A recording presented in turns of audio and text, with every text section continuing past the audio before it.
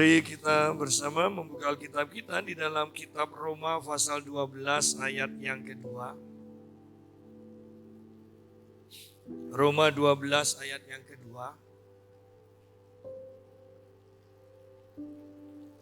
Janganlah kamu menjadi serupa dengan dunia ini, tetapi berubahlah oleh pembaharuan budimu, sehingga kamu dapat membedakan manakah kehendak Allah, apa yang baik, yang berkenan kepada Allah, dan yang sempurna. Nah, ayat ini adalah ayat yang sangat terkenal dan saya selalu atau suka menyampaikannya. Di sini dikatakan janganlah kamu menjadi serupa dengan dunia. Sebenarnya kalimat ini juga sering diucapkan oleh Tuhan sendiri di dalam Perjanjian Lama kepada bangsa Israel, umat pilihannya. Tuhan selalu mengatakan, kalau kamu sudah masuk ke tanah perjanjian, janganlah engkau meniru kebiasaan bangsa di mana mereka aku halau dari tempat itu. Ya. Jadi sebenarnya sama aja. Dan kita pun di dalam Perjanjian Baru diingatkan oleh Rasul Paulus melalui kitab Korintus, yaitu pergaulan yang buruk itu merusak kebiasaan yang baik. Artinya kita jangan meniru-niru yang buruk. Jangan menjadi sama dengan yang tidak selaras dengan firman Tuhan. Ya. Seringkali kita kemudian berpikir, loh kalau begitu kan kita ini nanti jadi orang aneh. Kita jadi orang yang menyendiri, menjadi pertapa. Tidak seperti itu, ya, tidak seperti itu. Yang dinamakan bergaul itu adalah kita itu mengadopsi kebiasaan-kebiasaan jelek mereka, ya. Bergaul terlalu akrab sehingga kita menjadi sama seperti mereka. Yang Tuhan inginkan adalah kita bergaul terlalu akrab dengan Tuhan sehingga kita menjadi sama seperti Tuhan. Cara berpikir kita, apa yang kita lakukan, dan seterusnya. Jadi kita melihat di sini, janganlah kamu menjadi serupa dengan dunia ini. Nah, di dalam kitab Efesus, dikatakan juga, kitab Efesus pasal yang keempat, tentang manusia baru. Ayat yang ke-17, di sini dikatakan, sebab itu kukatakan dan kutegaskan ini kepadamu di dalam Tuhan. Jangan hidup lagi sama seperti orang-orang yang tidak mengenal Allah dengan pikirannya yang sia-sia. Nah, perhatikan di sini, jangan hidup lagi sama seperti orang-orang yang tidak mengenal Allah dengan pikirannya yang sia-sia. Bahkan Paulus katakan, aku tegaskan. Aku tegaskan, berarti ini perlu perhatian khusus dari kita semua. Ku tegaskan, jangan hidup lagi sama seperti orang-orang yang tidak mengenal Allah dengan pikirannya yang sia-sia. Banyak kita terlalu menganggap bahwa bergaul dan mengadopsi kebiasaan mereka itu adalah hal yang biasa. Dan itu harus dalam bermasyarakat. Tetapi Paulus menekankan jangan hidup lagi sama seperti orang-orang yang tidak mengenal Allah. Musa mengatakan jangan ikut-ikutan kebiasaan mereka. Ya. Bahkan ketika bangsa Israel minta raja, mereka mengatakan, berikan kami raja, mintakan kami raja kepada Tuhan, supaya kami sama seperti bangsa-bangsa lain. Dan ternyata dengan permintaan itu, Tuhan serta Nabi Samuel sedih. Ya. Karena maunya Tuhan, mereka itu dipimpin langsung oleh Tuhan sendiri. Ya. Adalah orang bodoh kalau sudah dipimpin oleh Tuhan, tapi masih tidak mau dan minta dipimpin oleh manusia. Tetapi itulah yang terjadi. Dan kita tidak boleh mempunyai pikiran begini. Oh, berarti kita sungguh-sungguh harus berbeda. Semua adat, semua kebudayaan kita harus tolak. Oh tidak. Tetapi ada kebudayaan-kebudayaan yang memang bertentangan dengan Alkitab. Misalnya, saya tidak usah sebutkan karena kalau ini disebutkan nanti jadi masalah dengan rekaman ini. Tetapi perhatikan, ada kebudayaan yang orang-orangnya itu minta dirasuki roh jahat, kemudian menjadi kebal, menjadi hebat, tetapi lupa ingatan. Ya, kaca mereka makan, ditusuk juga tidak apa-apa. Ya. Loh, ini namanya kebudayaan. Tetapi ingat, bertentangan dengan firman Tuhan. Ada kebudayaan yang hanya nari, melambangkan sukacita karena berhasil panen, silahkan. Tetapi ketika kebudayaan itu sudah masuk ke dalam penyembahan Dewi Sri, nah ini yang tidak boleh. Jadi kita harus mengerti ketika kita mau masuk ke dalam kebudayaan itu, ini tujuannya untuk apa? Asalnya untuk apa? Supaya kita jangan sekedar ikut-ikutan. Banyak orang rebutan, katanya berjilbab itu dari agama Islam atau orang Arab. Padahal ketika diselidiki sejarahnya, itu ternyata orang Yahudi sudah jauh sebelumnya pakai jilbab. Kenapa pakai jilbab? Ternyata bukan hanya orang Yahudi atau orang Islam, tetapi karena itu memang kebiasaan mereka di padang gurun. Jadi jilbab itu bisa nutupi juga ketika debu itu berhamburan. Ya. Itu sebenarnya bukan agama itu. Ya. Bukan bicara agama, itu bicara adat, kebiasaan. Ya. Jadi lihat di sini bahwa kita harus mengerti, karena kalau kita tidak mengerti, kita akan menjadi orang yang fanatik buta. Tetapi juga kalau kita tidak mengerti, kita bisa adopsi semua yang akan mengakibatkan kita jauh dari Tuhan, bahkan ditolak oleh Tuhan. Ini yang harus kita hati-hati. Ya. Bahkan sama kan dengan kebudayaan Cina, ya kan, tahun baru, kumpul-kumpul Pak, oh silakan kalau hanya kumpul-kumpul. Tetapi kenapa harus pakai pakaian merah? Karena kalau Anda pelajari ya, saya punya bukunya tentang adat ya Tionghoa dan kebenaran firman Tuhan. Ternyata mereka memakai baju merah itu satu melambangkan sukacita, tidak masalah. Tetapi kedua, itu adalah sebagai penolak bala atau penolak roh-roh jahat. Karena roh jahat takut kepada yang cerah-cerah. Nah, di sini kita harus bisa memilah-milah. Mau kumpul-kumpul silakan dengan alasan karena waktu itu semuanya libur Pak, silakan.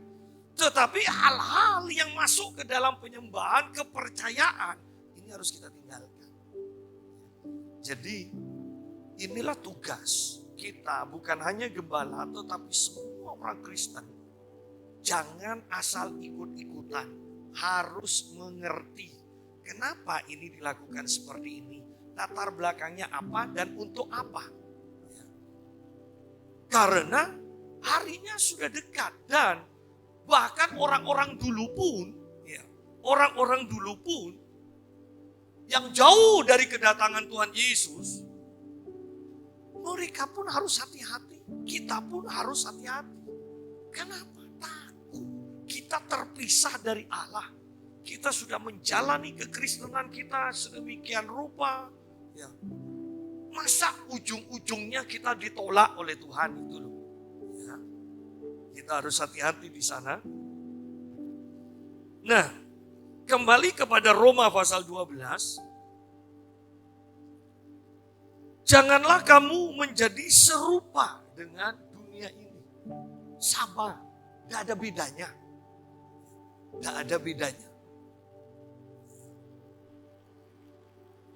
Dan Alkitab dengan jelas mengatakan jangan kamu menjadi serupa dengan dunia ini. Karena kita harus menjadi serupa dan segambar dengan Allah atau Yesus Kristus sendiri. Ternyata targetnya jauh lebih tinggi yang ditetapkan oleh Tuhan bagi kita. Jangan menyalahi orang. Tapi kalau kamu tidak salah disalahi, lawan, jangan takut. Itu ajaran dunia. Ternyata Tuhan mempunyai hal yang lebih tinggi. Kalau pipimu ditempeleng yang sebelah kiri, berikan yang sebelah kanan juga. Ada intinya bahwa Tuhan menginginkan kita melebihi. Itu loh. Jangan menjadi serupa dengan dunia. Anak-anak remaja itu rentan. Ya, rentan sungguh-sungguh. Sukanya film Korea. Ya. Apakah berdosa? Tidak. Tetapi tidakkah Anda merasa aneh? Ya. Tidakkah Anda merasa aneh dengan anak-anak Anda yang sekarang yang dikagumi itu tidak jelas, laki atau perempuan. Iya kan? Laki kok cantik, bahkan lebih cantik dari cewek Indonesia. Ya. Cara pakai pewarna di mata kok lebih fasih daripada cewek. Loh, ini tidak jelas. Ayo, mungkin Anda akan anggap remeh, tetapi perhatikan. Nanti anak-anak kita tidak tahu membedakan yang benar dan yang salah. Mereka tidak akan mengerti soal otoritas. Karena bayangkan, laki yang seharusnya menggambarkan otoritas kekuatan, kok lembeng seperti ini. Saya takutnya nanti kalau putus sama-sama yang laki sama yang cewek sama-sama nangis. Laki kok nangisan? Tidak ada kejelasan. Janganlah kamu menjadi serupa dengan dunia ini. Orang dunia mau kaya harus nabung, gak salah dengan nabung. Tetapi jangan sampai dalam taraf pelit. Karena kita menganggap hal yang biasa. Kalau tidak pelit tidak mungkin kaya. Walaupun itu guyon, perhatikan. Tetapi ingat apa yang keluar dari mulut kita. Kalau itu tidak ada di dalam hati, tidak mungkin keluar. Pak kan guyon, berarti kita tercemar. Jadi di sini kita sungguh-sungguh harus hati-hati. Kenapa? Saya mau tekankan karena kedatangan Yesus sudah dekat. Kita harus semakin kudus dan semakin kudus disempurnakan. Itu tujuan kita. Karena yang kita kejar bukan kedatangan Yesus kedua kali yang akan menghancurkan antikris dan pengikutnya, bukan. Yang kita kejar adalah pengangkatan. Sebelum kedatangan Yesus untuk menghancurkan antikris, itu ada pengangkatan.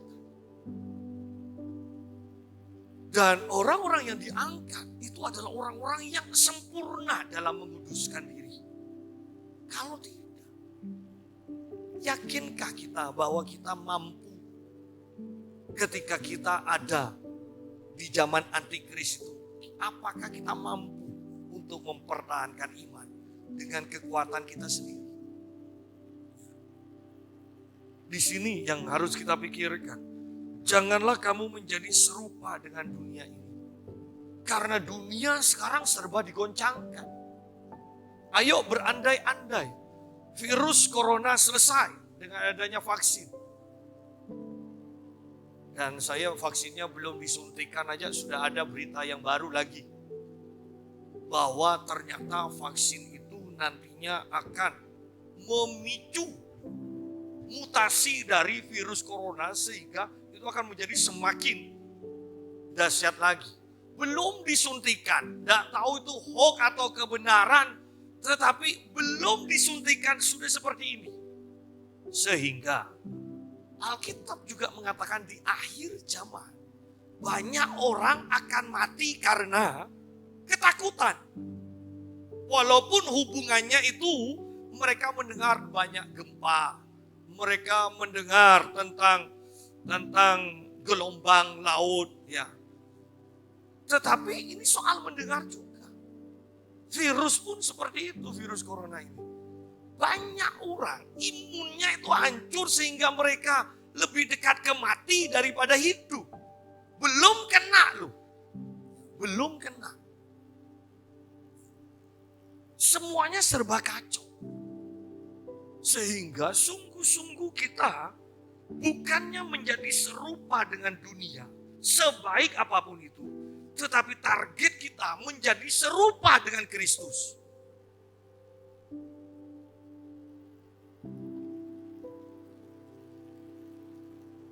Di dalam kitab 1 Yohanes bahkan dikatakan kita ini wajib hidup sama seperti Yesus ketika Yesus berjalan di muka bumi. Nah, Anda bisa bayangkan target kita. Jadi selama kita hidup ini, kita diwajibkan untuk hidup sama seperti ketika Yesus hidup di muka bumi. Berandai-andai, ketika Yesus mendengar gempa, kira-kira Yesus ketakutan, bingung, atau tenang? Ketika gelombang, kita sudah tahu cerita itu. Gelombang begitu besar, murid-murid ketakutan, Yesus begitu tenang. Ya kan? Saya percaya kok kalau virus corona ini Yesus hidup di muka bumi, di tengah-tengah virus corona, yang lainnya bingung, ketakutan. Saya percaya Yesus tetap tenang. Apakah dengan engkau khawatir kau bisa menambahkan, dikatakan, sehasta dari hidupmu? Ya kan? Tidak bisa. Lalu untuk apa khawatir? Saya pikiran negatifnya, ya. Saya selalu katakan, toh kalau sama-sama mati, lebih baik kan mati dalam keadaan tenang daripada mati sebelum mati khawatir. Tetapi saya percaya bahwa iman akan menyelamatkan kita. Janganlah kamu menjadi serupa dengan dunia. Dunia takut, kenapa kita takut juga? Dunia bimbang, kenapa kita bimbang juga? Dunia mengatakan ekonomi tidak menentu. Kenapa kita takut? Bukankah kita selalu berdoa? Bapa, berikan kami makanan yang secukupnya hari ini. Doanya bukan sepanjang tahun. Sepanjang tahun ini selesai. Cukup hari ini. Kalau awal tahun ini aneh-aneh, banyak gereja aneh-aneh. Pokoknya tahun ini, tahun apa ya? Tahun multiplikasi, masih ada juga. Ya. Tetapi ayo, kan kita ini dikatakan di dalam Alkitab. Firman-Mu seperti pelita di kaki. Artinya, kita ini ya, firman itu atau pelita di kaki kita bukan menerangi sampai 10 km ke depan. Pelita orang Yahudi itu ada di kaki, ditaruh di kaki. Jadi mereka itu hanya menerangi di tengah-tengah kegelapan, langkah demi langkah. Itu yang terang. Bukan sampai 10 kilometer ke depan terang. Oh tidak. Sehingga selalu fokus kita adalah terang dari pelita itu. Manapun kita pergi. Itu sebenarnya artinya. Ya. Andalkan firman. Tahun ini sungguh-sungguh andalkan firman. Janganlah kamu menjadi serupa dengan dunia ini. Tetapi berubahlah oleh pembaharuan budimu. Sehingga kamu dapat membedakan manakah kehendak Allah. Apa yang baik, yang berkenan kepada Allah, dan yang sempurna. Ya. Berubahlah oleh pembaharuan budimu. Pikiranmu harus diubahkan. Diubah dengan apa? Diubah dengan firman. Kembali kepada Efesus pasal 4 tadi.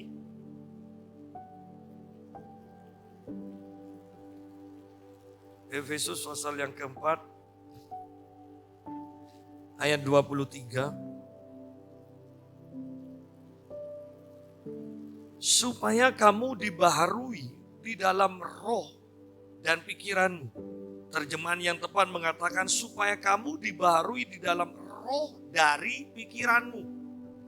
Jadi sampai kedalaman pikiran. Sampai kedalaman pikiran. Sampai pikiran yang terdalam. Kenapa? Seperti yang saya sebutkan, pikiran kita, otak kita itu bisa menjangkau, mempunyai ini. Daya ingat jangka pendek, daya ingat jangka panjang. Ya. Jadi kita bisa ngomong sekarang daya ingat jangka pendek yang bekerja. Tetapi daya ingat jangka panjang belum tentu. Dikatakan untuk bisa perkataan itu masuk tersimpan dari daya ingat jangka pendek disalurkan ke daya ingat jangka panjang. Itu minimal harus didengarkan 6 kali. Dikatakan 6 kali kita mendengarkan hal yang sama. Baru 25% itu bisa masuk. Perhatikan bukan 100%. 25% bisa masuk ke daya ingat jangka panjang. Kalau untuk mengubah kebiasaan kita dikatakan, kita harus mendengarkan, melakukan sampai 29 kali dikatakan. Berarti tidak mudah. 6 kali kita bisa ingat sampai tahun depan mungkin, atau 2 tahun atau 3 tahun kita bisa ingat. Tetapi tidak seluruhnya, hanya 25%. Yang ngereoni kan biasanya ditanya, masih ingat saya? Ya saya tahu, tapi siapa ya? Nah, tahu sebagian, 25%. Tapi siapa? Nah, ya kan? Itu daya ingat jangka panjang. Oleh karena itu, di sini kitab Efesus katakan, kamu harus dibarui di dalam roh dari pikiranmu. Sampai pikiran yang terdalam. Atau secara sederhananya inti. Jangan intinya inti ya berarti. Inti dari pikiran itu lo masuk sudah. Sehingga tidak akan dilupakan.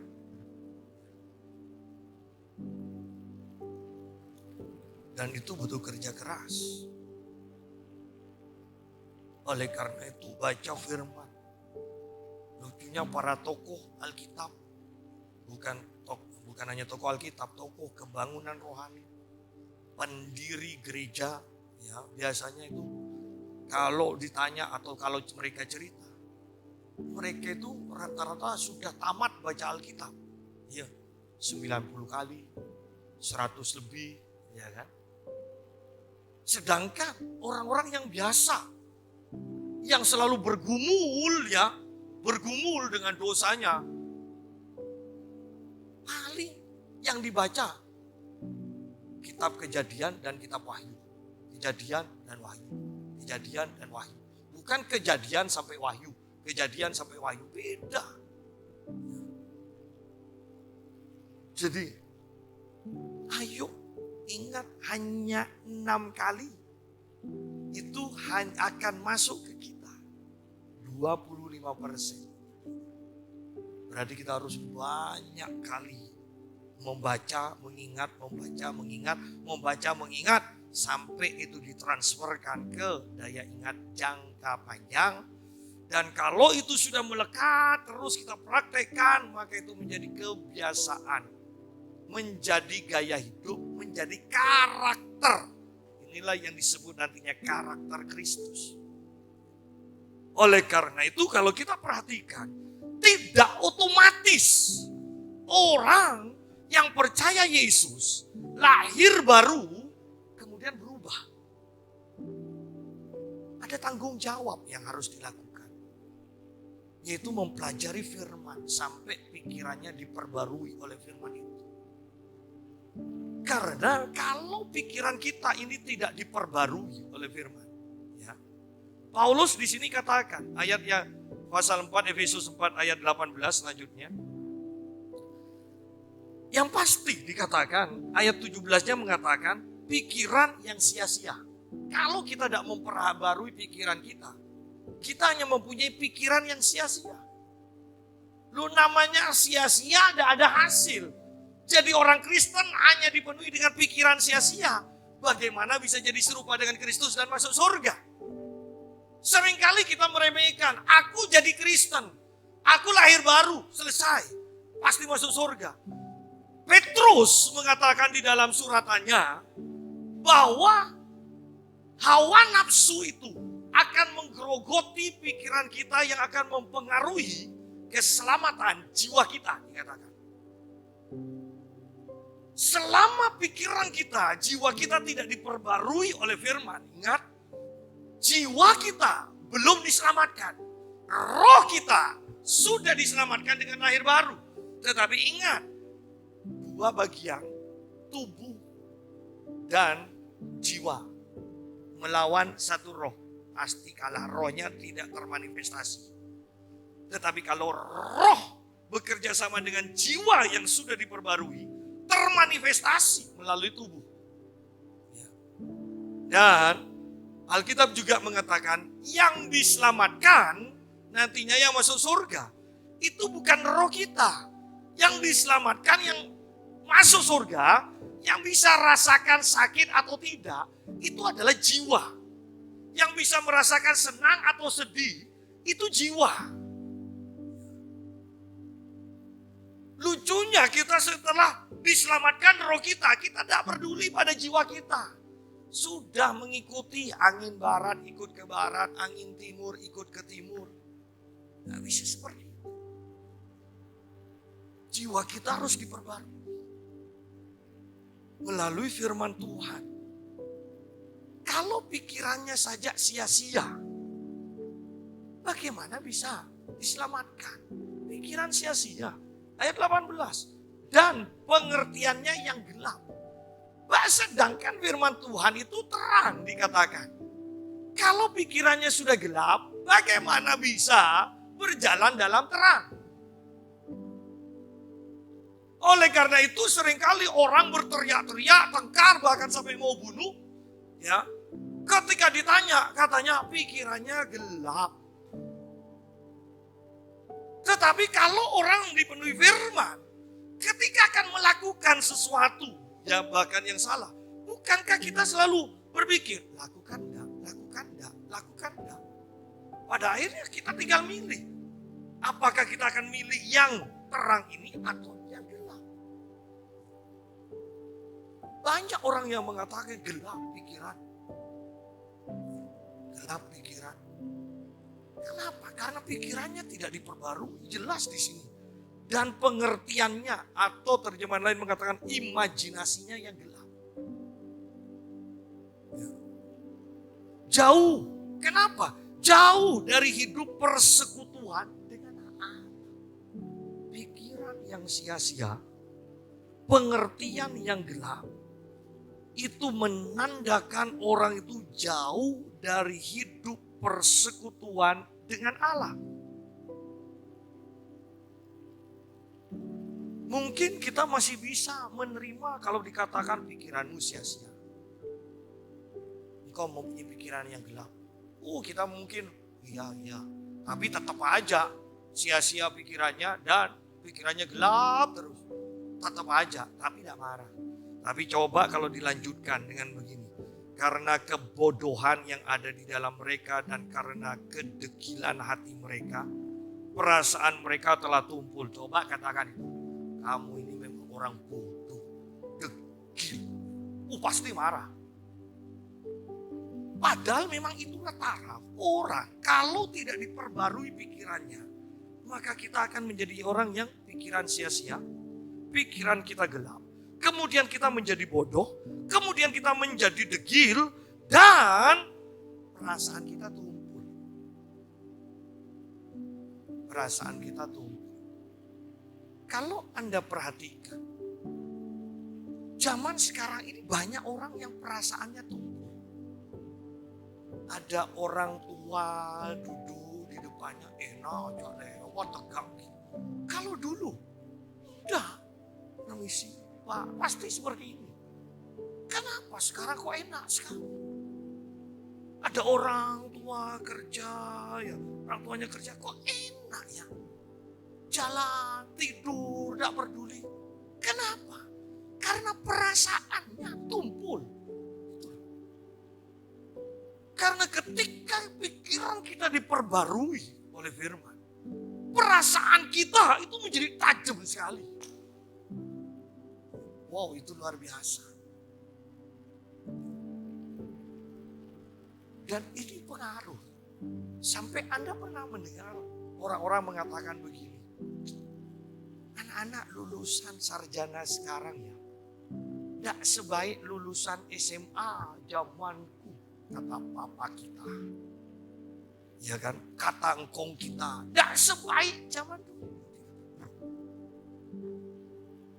Padahal pelajaran saya aja suruh ngajari anak kelas 3 atau kelas 4 mungkin sudah banyak tidak tahu. Karena bukan lupa, tapi memang sudah sukar sekali tidak seperti zaman kita. Tetapi kok kualitasnya tidak sebaik apa yang salah? Lihat, karena perasaannya sudah tumbuh.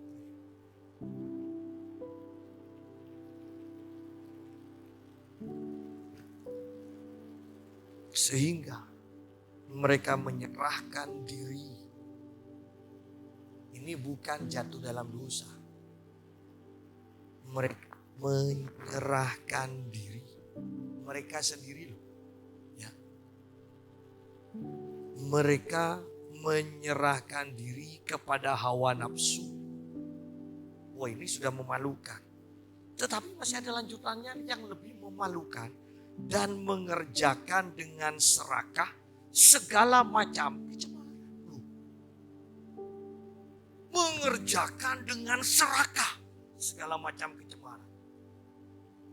Artinya, ketika kita jatuh dalam dosa, melakukan dosa yang satu, maka Anda akan tertarik untuk melakukan dosa yang kedua, dosa yang ketiga, dan seterusnya.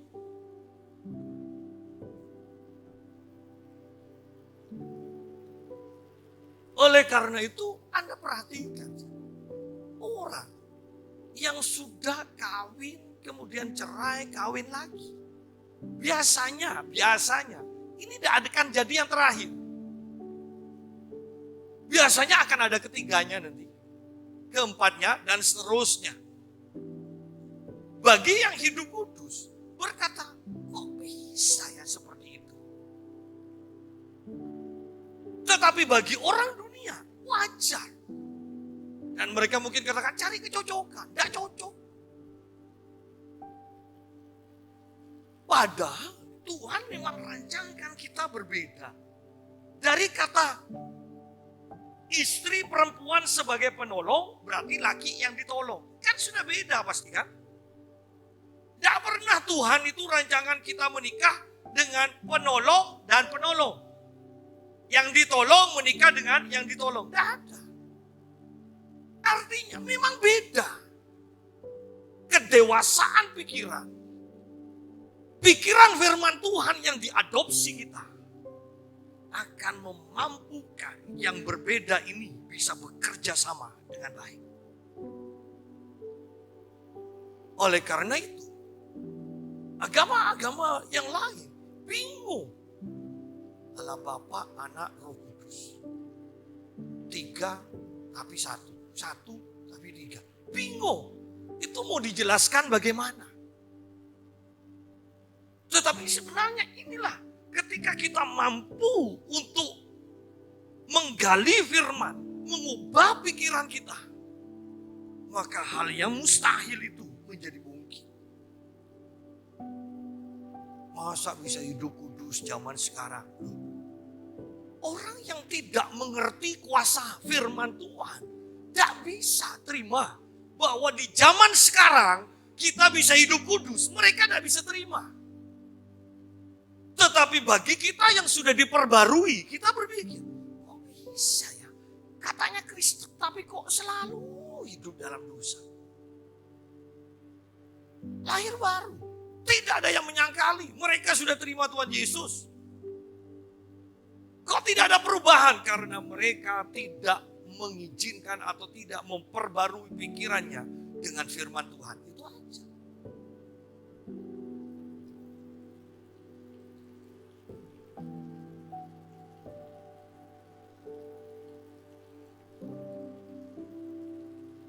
Mari kita lihat kembali ke dalam Roma pasal 12 tadi. Roma pasal 12 ayat yang kedua. Janganlah kamu menjadi serupa dengan dunia ini, tetapi berubahlah oleh pembaruan budimu. Sehingga kamu dapat membedakan manakah kehendak Allah. Manakah kehendak Allah? Sudahlah, tidak usah yang baik, yang menyenangkan dulu. Mana kehendak Allah? Nah, itu. Banyak orang, bahkan orang Kristen tidak tahu. Ini kehendakku sendiri atau kehendak Allah. Tujuan kita memperbarui pikiran kita dengan firman, supaya tahu ini kehendak Tuhan atau kehendak kita sendiri. Banyak orang yang punya kehendak sendiri, kemudian dilabeli dengan nama Tuhan Yesus. Dalam nama Tuhan Yesus. Dan kemudian kehendak itu tidak terjadi. Ada hamba Tuhan yang mengatakan kita akan membangun. Tuhan menyuruh saya membangun gereja lantai 7.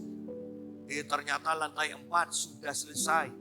Dananya tidak cukup dan terjadi perpecahan dan akhirnya cukup sampai lantai 4. Kalau kehendak Tuhan, maka pasti terjadi. Ya. Lihat di sini. Ada yang katanya disuruh Tuhan untuk membangun menara di Jakarta. Tidak selesai, tidak jelas, kemudian dijual. Kenapa?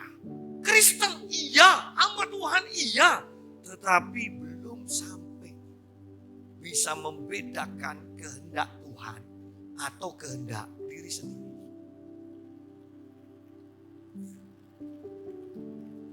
Seringkali kita berpikir, wah pokoknya kalau niat dan itu terwujud, itu kehendak Tuhan. Belum tentu. Walaupun Anda menjadi terkenal, walaupun Anda menjadi kaya, semakin kaya, walaupun Anda menjadi berhasil. Apakah itu membuat Anda lebih dekat dengan Tuhan? Atau membuat itu semakin jauh dari Tuhan? Membedakan mana kehendak Tuhan, mana kehendak diri sendiri. Hanya ketika kita memperbarui pikiran kita dengan firman Tuhan, kita akan mengerti mana kehendak Tuhan, mana kehendak diri sendiri. Dan ini tidak mudah, sungguh perlu terus-menerus diperbarui dan perlu latihan. Perlu latihan. Istri saya katakan mendengar kabar seseorang meninggal. Loh, beberapa hari yang lalu kita ketemu kan. Saya sudah bilang kok seperti ini ya. Ternyata kemudian meninggal. Lihat bahwa istri saya menganggap itu mungkin kebetulan, tetapi setelah kejadian tahu, oh ternyata ada pesan Tuhan. Seringkali yang sepertinya sekilas-sekilas kita tidak hiraukan, padahal sebenarnya itu cara Tuhan sebenarnya berbicara, menyampaikan kehendaknya pada kita. Tidak mudah, perlu pembaruan pikiran dan latihan terus-menerus. Lanjutkan, di sini dikatakan, manakah kehendak Allah, apa yang baik, nah, yang berkenan kepada Allah dan yang sempurna. Ada kehendak Allah yang baik, yang berkenan atau yang menyenangkan Allah, bukan hanya sekedar baik, tetapi lebih tinggi lagi menyenangkan Tuhan. Ada yang lebih tinggi lagi, yaitu yang sempurna. Seringkali yang kita tahu adalah kehendak Tuhan, yang kita klaim terus adalah kehendak Tuhan yang diizinkan. Kehendak Tuhan yang diizinkan. Anak-anak muda, pacaran, sudah Alkitab bilang, carilah pasangan yang seiman. Masih saja. Apakah itu kehendak Tuhan? Mereka tidak tahu itu kehendak Tuhan atau bukan. Masuk lebih lagi. Apakah itu baik atau tidak? Apakah itu menyenangkan Tuhan atau bikin muntah Tuhan? Ngeri. Istri saya sedih beberapa kali. Kenapa? Sudah diajar anak remaja sekolah di negeri, diajar sekolah Alkitab, diajar Alkitab, PAK. Ujung-ujungnya kawin dengan yang tidak seiman. Bukan hanya satu. Artinya tidak cukup memang. Hanya diajar seminggu sekali. Kita harus sungguh-sungguh berendam, memenuhi, memperbarui pikiran kita. Baru kita memikirkan ini kehendak Tuhan yang baik untukku. Bukan. Bahkan sesama seiman saja. Apakah orang itu walaupun seiman, sungguh-sungguh ngerti menyenangkan Tuhan atau tidak? Lu bayangkan nanti kalau level iman kita tidak sebanding, ya tidak sama, walaupun sama-sama Kristen. Yang satu dipimpin Tuhan untuk memberi, bahkan sangat banyak. Dan yang satunya kadang, kok ngasih kok banyak? Sedangkan kamu ngasih aku tidak sebanyak itu. Tahukah? Kalau walaupun Kristen, kalau iman kita tidak sama. Dan saya mau ingatkan lagi, ini akhir zaman. Yang Tuhan tuntut kesempurnaan. Bukan hanya sekedar Kristen.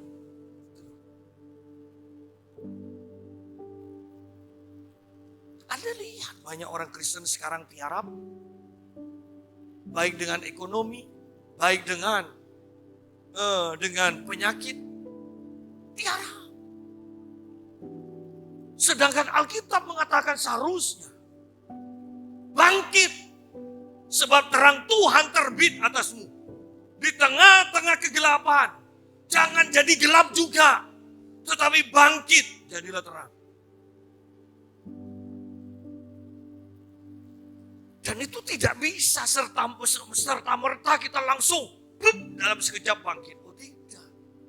Itu dimulai dengan memperbarui pikiran kita. Terus menerus dengan firman Tuhan. Sehingga ketika Tuhan mengatakan inilah waktunya, kita sudah siap. Kita sudah siap. Kehendak Tuhan yang baik. Bukan hanya sekedar diizinkan. Banyak orang masuk dalam kehendak Tuhan yang diizinkan dan kemudian frustrasi, putus asa dan menyalahkan Tuhan. Kehendak Tuhan yang baik. Kehendak Tuhan yang menyenangkan. kehendak Tuhan yang sempurna. Berarti ketika kita masuk dalam kehendak Tuhan yang sempurna, nama Tuhan dipermuliakan, kita juga akan dipermuliakan. Menyenangkan Tuhan. Kita diberkati juga Tuhan senang. Walaupun tidak ada faedahnya, Tuhan senang kalau kita diberkati. Tapi kehendak Tuhan yang sempurna, kita diberkati, Tuhan dipermuliakan. Sidang jemaat, saya tidak bosan-bosannya mau menekankan, ingat ini akhir zaman. Akhir zaman. Saya dikejutkan dengan berita. Tiba-tiba RIP Bapak Pendeta Julius Suparno. Nah, Pak Arif katakan, ini teman kita apa? Bukan Pak Yusa. Tidak tahu juga Pak kalau namanya persis. Tunggu, saya tak cari kabar. Ya saya cari kabar juga.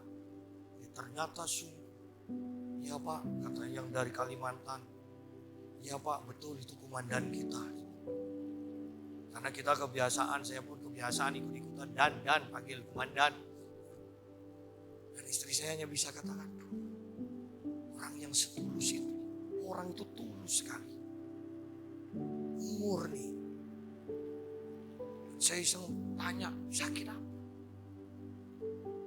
Sudah takutnya COVID. Oh enggak Pak, bukan COVID. Dia memang punya diabetes. Kemudian di jantung Pak, sudah beberapa hari di rumah sakit. Serangan jantung. Tetapi secepat itu. Padahal saya masih rancangkan tahun ini dia harus ngajar kita lagi. Karena saya mulai berpikir, saya ngurangilah hamba Tuhan dari luar negeri. Saya mau yang lokal-lokal aja lah supaya enak, sudah kenal. Ya ternyata dipanggil Tuhan. Nah, yang saya bukan, dan beberapa hamba-hamba Tuhan yang saya kenal tiba-tiba mati. Itu hamba Tuhan. Otomatis kalau yang jemaat pasti lebih banyak kan? Kan tidak mungkin kan? Jemaat lebih sedikit dari hamba Tuhan. Buka gereja ya apa kalau hamba Tuhannya jauh lebih banyak kan? Itu yang hamba Tuhan yang didengar. Berarti yang jemaat banyak. Saya mendengar, walaupun sudah ada latihan karate, Sinpai, Os, kabar duka cita. Sinpai Kim Yu, pelatih saya dulu ya karate. Meninggal karena COVID. Padahal saya tahu dia masih olahraga juga. Masih karatenya jalan. Berarti orang sehat. Nah, yang saya mau katakan, apa kita tidak aneh juga? Kematian orang-orang yang tidak kita kenal dan yang kita kenal begitu cepatnya. Set. Dengan kejadian seperti ini saja, kita tidak mempersiapkan diri kita sendiri. Apakah tidak pantas kalau kita dikatakan bodoh? Dengan banyaknya kejadian-kejadian seperti itu, kita masih tidak waspada. Bukankah Tuhan sering berbicara melalui keadaan demi keadaan, kejadian demi kejadian? Jadilah orang yang peka dengan hal seperti ini aja. Iya, pasti ada pesan Tuhan. Bagi saya, pesan Tuhan adalah waspada. Ini akhir zaman, bisa menimpa siapa aja. Baru aman, tadi sudah di TV disiarkan lagi. Sinabung, erupsi lagi.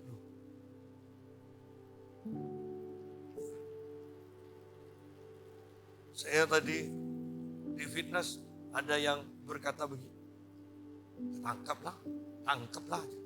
Apa nih tangkap?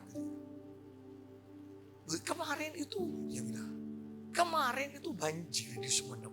Di jalan besarnya itu selutut. Di depan masjid itu selutut. Ada orang yang melem kemudian dikasih perahu katanya, perahu besar. Ketangkep itu kan hokan juga. Sampai ada perahunya. Berarti itu kan banjir besar jadi laut. Ya. Tetapi yang saya mau katakan loh, mulai dulu kita nggak pernah dengar Sumenep itu banjir. Yang kita tahu itu Sampang dan Belega. Ternyata tahun ini hampir kan seluruh Pamekasan banjir. Nah, yang saya mau katakan kembali, rasakan dengan kejadian demi kejadian yang seperti ini kita tidak sadar ada pesan Tuhan. Kalau sudah dengan jelas kejadian demi kejadian seperti ini saja, kita tidak bisa nangkep. Bagaimana kita bisa membedakan kehendak Allah atau kehendak kita? Atau maju lagi, bagaimanakah kita bisa membedakan kehendak Allah yang baik, yang menyenangkan, dan yang sempurna? Itu butuh keintiman yang luar biasa.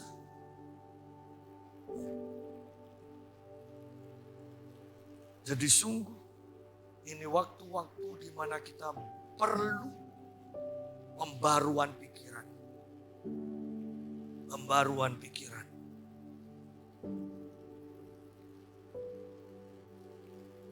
Kita lihat di dalam kitab Filipi.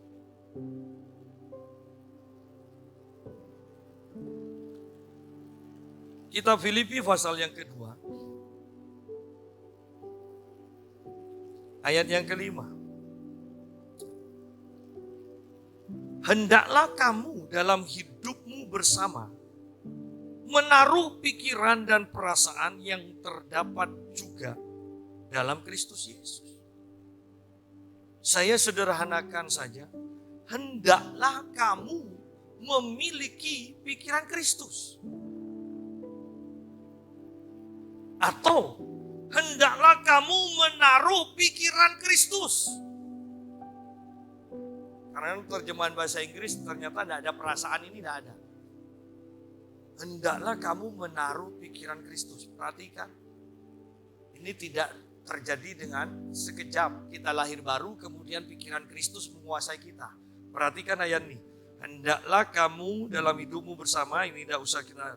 Hendaklah kamu menaruh pikiran. Berarti kita kan keputusan kita.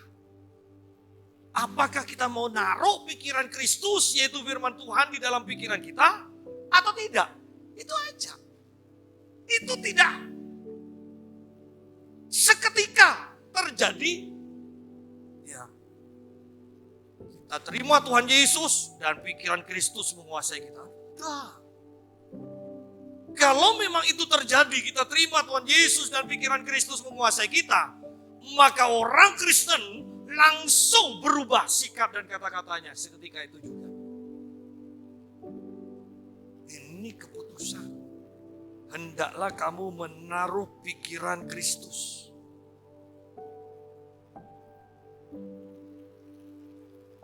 Jadi, betapa pentingnya kita mengetahui bahwa kita diminta tanggung jawab oleh Tuhan dengan keselamatan kita. Pak, kan anugerah. Saya mau pelajari dari YouTube yang berjudul membahas tak kenal menyerah. Kekristenan salah dikatakan kalau hanya mengartikan anugerah Allah itu adalah pengampunan dosa dan keselamatan secara cuma-cuma. Karena seharusnya anugerah itu harus diterjemahkan kuasa Allah yang dilimpahkan kepada kita sehingga kita mampu melakukan melampaui kekuatan kita sendiri. Oleh karena itu saya selalu tekankan bahwa hukum Taurat tidak dibatalkan. Orang-orang di perjanjian lama tidak mampu melakukan firman Tuhan dengan kekuatannya sendiri. Dan kita orang perjanjian baru dilimpahkan anugerah yang sempurna. Injil Yohanes katakan dalam kepenuhan Kristus kita menerima anugerah demi anugerah. itu berbicara tentang kesempurnaan anugerah.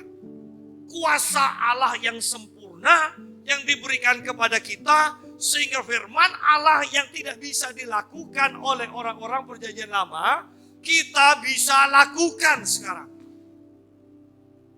Itu anugerah.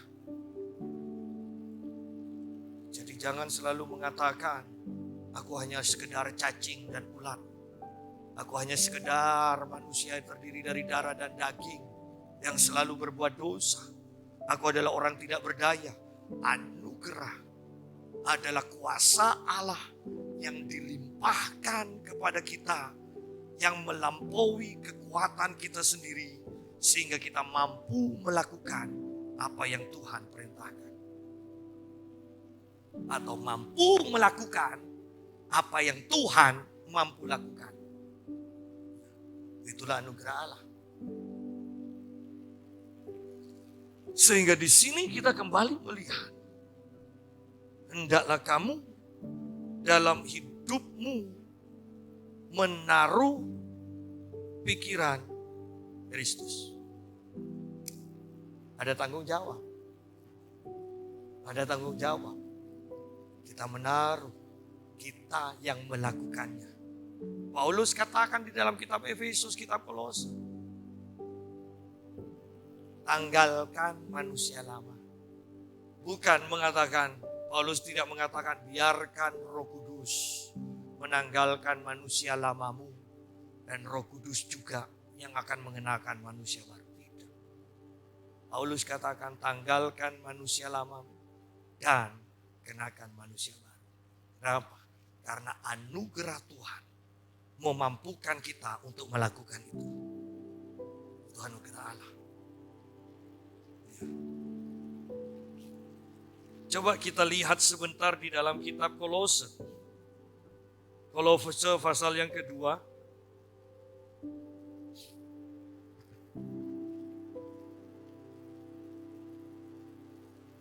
Kolose pasal yang ketiga.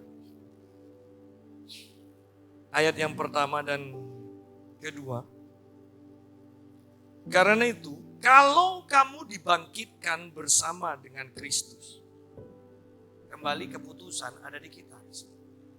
Karena itu kalau kamu dibangkitkan bersama dengan Kristus. Kalau kamu adalah ciptaan baru. Kalau manusia lamamu sudah mati. Benar-benar sudah mati. Dan engkau adalah manusia baru yang dibangkitkan. Carilah perkara yang di atas. Carilah perkara yang di atas. Di mana Kristus ada. Duduk di sebelah kanan Allah, pikirkanlah.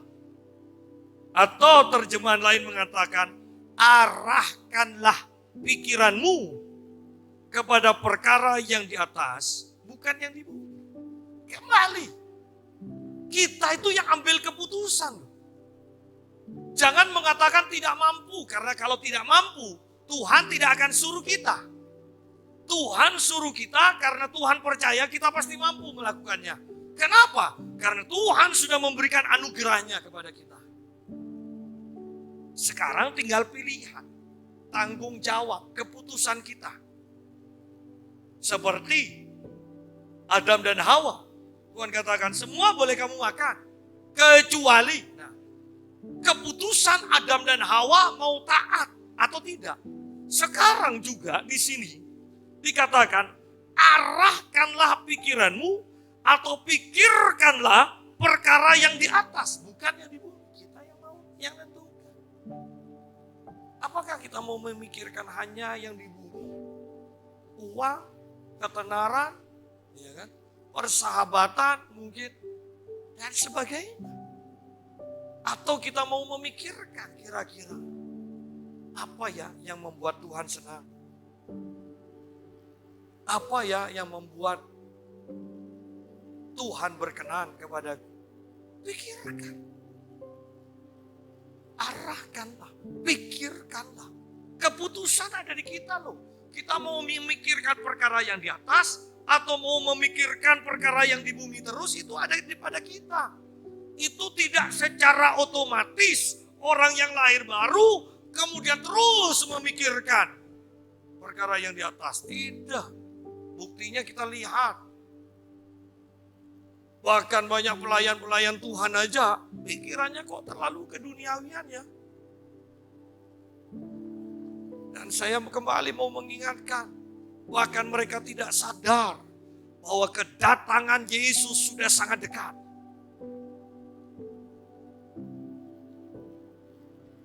Mereka tidak tahu mana yang terpenting, yang terutama, atau yang kurang penting. Mereka tidak bisa membedakan sehingga mereka tidak memilih. Mereka membiarkan mengalir. Yang terjadi. Tetapi ini masalah keselamatan jiwa. Tidak bisa hanya mengalir yang terjadi. Iya kalau hanya vonis 2 tahun di neraka. Walaupun sudah menakutkan kan. Tapi masih mending 2 tahun, 10 tahun. Ini kekal. Sampai-sampai orang-orang mengatakan dengan pikirannya yang sia-sia, pikirannya gelap. Mereka tidak kenal Tuhan, mereka berpikir kalau Tuhan Maha Kasih, tidak mungkinlah Tuhan melakukan itu. Tetapi mereka lupa bahwa Tuhan juga Maha Adil. Tuhan Maha Kudus. Jadi kita sungguh-sungguh sekarang ini waktunya Tuhan menyempurnakan kita dan kita mau disempurnakan oleh Tuhan.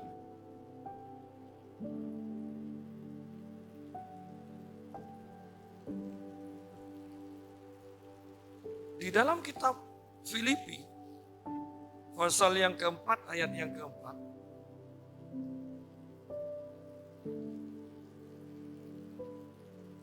Bersukacitalah senantiasa dalam Tuhan. Sekali lagi kukatakan bersukacita. Bahwa pikiran kita, perasaan kita tidak boleh kita izinkan mengalir semaunya sendiri. Kita yang harus menentukan. Dan kita bisa menentukan. Paulus yang dalam penjara. Seharusnya Paulus yang dihibur. Tetapi Paulus katakan, bersukacitalah senantiasa dalam Tuhan. Loh, orang yang di penjara. Sekali lagi aku katakan bersukacitalah. Berarti Paulus bersukacita. Iya. Padahal Paulus dipukuli. Tetapi dia bisa memilih. Dia mau mengeluh atau mau bersukacita. Bahkan di dalam Kisah Para Rasul dikatakan di sini, di hadapan Raja Agripa, Kisah Para Rasul bagian-bagian terakhir. Ketika Petrus di penjara dan dia diperhadapkan ke Felix, ke Agripa, di sini dikatakan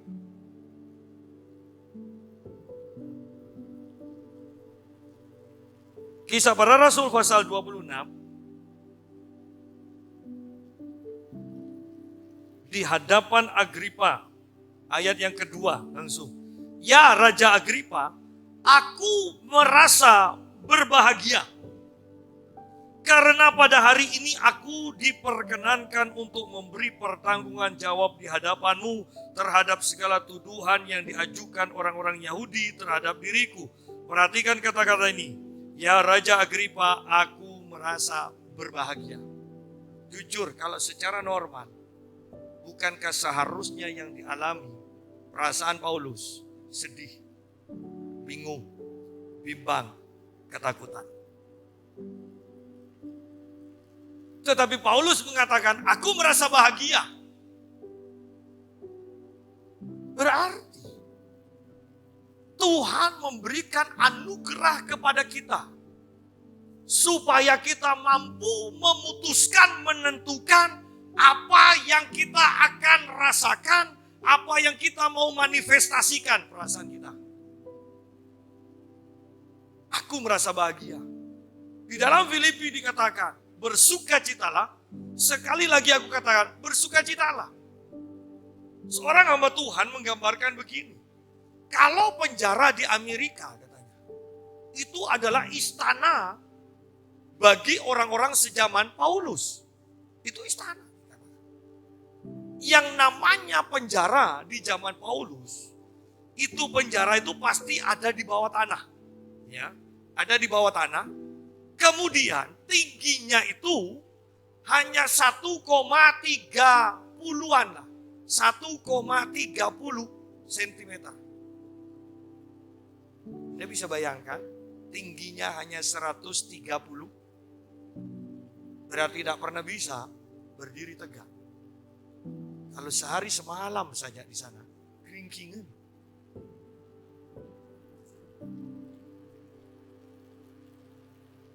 Dan di sanalah orang harus memutuskan. Kan kalau sudah hanya duduk-duduk kan harus memutuskan. Apakah mau sedih? Apakah mau nangis? Apakah mau bersuka cita? Keputusan. Dan Paulus katakan, aku merasa bahagia. Bahkan di dalam penjara, Paulus dan Silas bisa menyanyi. Itu adalah keputusan. Kalau mengandalkan mengalir dengan perasaannya, saya percaya Paulus dan Silas pasti mengeluh, pasti mengadu-adu dan sebagainya. Tetapi Paulus menyanyi memuji Tuhan. Di hadapan Agripa, Paulus merasa bahagia dikatakan. Kepada orang jemaat di Filipi, pada waktu Paulus masih di penjara, Paulus katakan, bersukacitalah.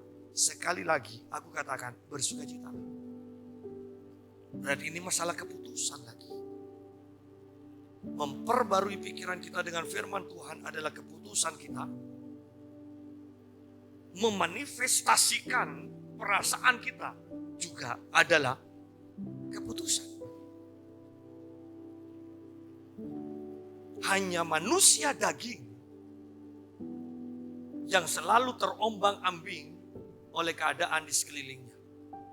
Tetapi manusia rohani, dia yang memutuskan.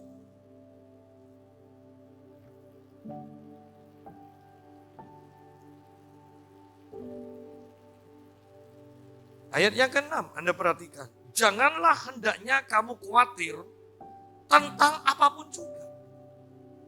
Loh, kalau manusia daging, ini mustahil.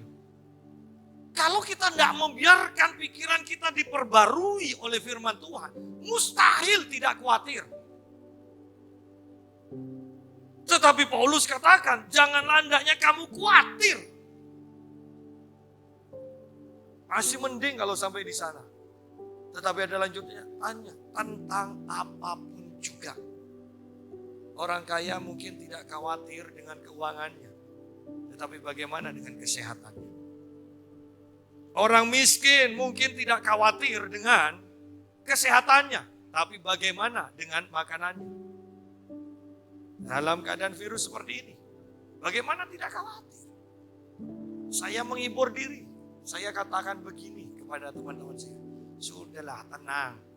Oh, kon mungkin bisa ngakan nang bu rupa tak tabu, aman. Anda yang tahu makan di bu rupa ya, itu piring sama sendok serba garpunya, minyaknya masih cekap. Makanya kalau bisa makan di sana, wah enak loh, enak. Kalau tidak percaya coba. Kalau bisa tidak mincret, aman-aman saja. Aman, berarti sistem imunnya kuat.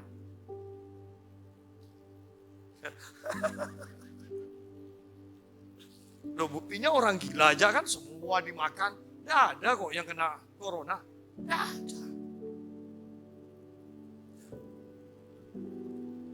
Ayo lihat di sini. Janganlah hendaknya kamu khawatir tentang. Bukan hanya satu hal. Apapun juga. Kembali keputusan. Kalau mikirkan dunia pasti khawatir. Lalu bagaimana supaya tidak khawatir? Pikirkan janji-janji Tuhan. Itu keputusan. Ada dua, janji Tuhan atau keadaan dunia. Kalau kita mikirkan keadaan dunia pasti khawatir. Kalau memikirkan janji Tuhan, kita tidak khawatir. Kembali, itu keputusan. Tidak secara instan terjadi. Seringkali kita berpikir sudah lahir baru, maka semuanya adalah tanggung jawab Tuhan. Oh tidak. Keputusan, karena Tuhan menyelamatkan manusia, bukan menyelamatkan robot. Ya.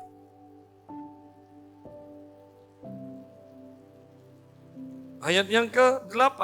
Jadi akhirnya, saudara-saudara, ayat yang kita kenal sekali. Semua yang benar, semua yang mulia, semua yang adil, semua yang suci, semua yang manis, semua yang sedap didengar, semua yang disebut kebajikan dan patut dipuji. Pikirkanlah semuanya itu. Pikirkanlah. Ada hal-hal yang perlu dipikirkan, ada hal-hal yang gak boleh dipikirkan. Keputusan ada di tangan kita. Kemudian ayat 9 katakan, dan apa yang telah kamu pelajari, penting kan? Kita belajar yang benar, penting. Dan apa yang telah kamu pelajari, dan apa yang telah kamu terima, dan apa yang telah kamu dengar, dan apa yang telah kamu lihat padaku. Oh, Paulus begitu beraninya. Padaku. Lakukanlah itu. Kenapa? Mau kemiskinan, Paulus tidak bingung. Allahku mencukupi, dikatakan. Mau di penjara, Paulus tidak khawatir, dia bisa menyanyi. Dia bisa memberikan nasihat, bersukacitalah. Ada di ombang ambing, di tengah-tengah lautan. Paulus katakan, tenang, malaikat Tuhan. Dan Paulus katakan, aku sudah ajar kamu. Kamu sudah lihat bagaimana aku mengajar dan memanifestasikan apa yang aku ajarkan. Lakukan itu juga.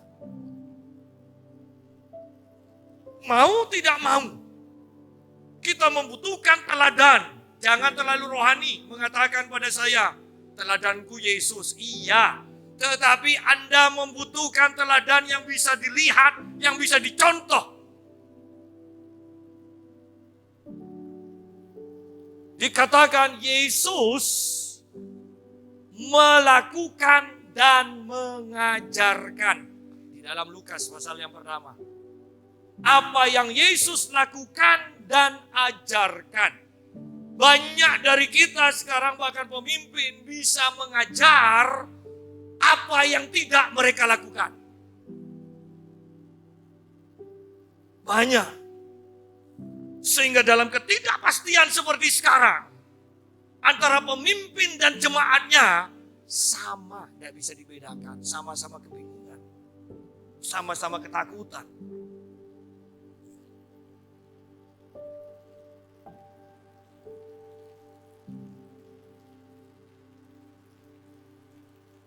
Dan apa yang telah kamu pelajari, dan apa yang telah kamu terima, dan apa yang telah kamu dengar, dan apa yang telah kamu lihat padaku, lakukanlah itu. Maka Allah sumber damai sejahtera akan menyertai kamu. Pada akhir, ketika kita dipenuhi dengan pola pikir yang benar, kita selalu mengambil keputusan untuk melakukan yang benar ini, melakukan firman, maka damai sejahtera Allah akan menyertai kamu. Sederhananya, kalau Allah menyertai kita, engkau akan dipenuhi dengan damai sejahtera. Bukan khawatir, bukan takut, bukan bimbang. Pak, namanya manusia. Oh iya, manusia daging. Ya kan? Itu harus diperjelas. Namanya manusia masa tidak khawatir? Iyalah bisa khawatir, manusia daging. Tetapi manusia Allah yang dipenuhi Allah. Kenapa saya katakan kita manusia Allah? Karena Allah menyatu di kita. Karena Allah ada di dalam kita. Manusia Allah. Seperti Yesus bisa tidur di tengah badai. Maka kita pun akan tetap tenang di tengah badai. Karena Tuhan tidak pernah meninggalkan kita. Saya mau katakan, namanya disebut Immanuel. Jalanan iman kita aman. Kenapa? Karena kita berjalan bersama Tuhan. Tuhan memberkati.